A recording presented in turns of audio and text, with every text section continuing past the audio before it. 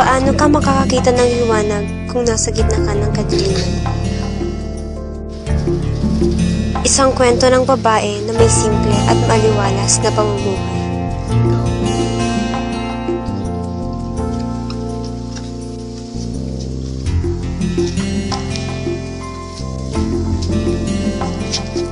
Ngunit sa loob lamang ng ilang oras, bigla na lang nagbago ang lahat.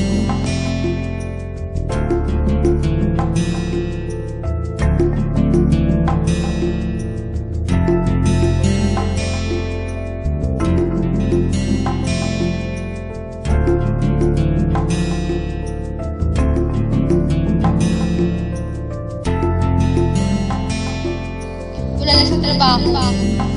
Nawalan siya ng pinagkakakitaan.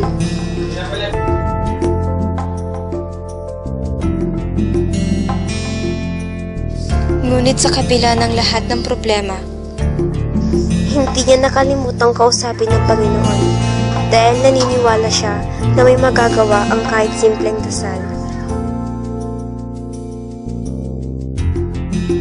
Nanatili siyang matatag sa kabila ng mga dagok ng buhay.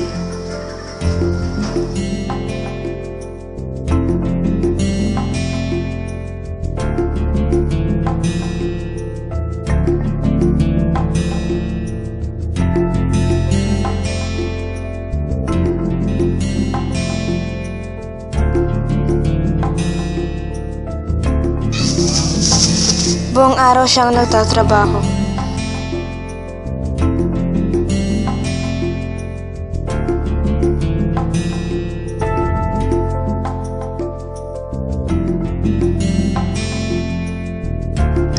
Ngunit kahit siya'y nahihirapan, tumutulong ng buong puso at walang pagkaalinlangan.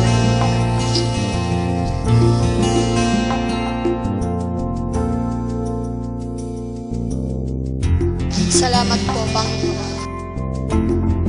Hindi siya sumuko sa buhay. Hanggang sa makita niya muli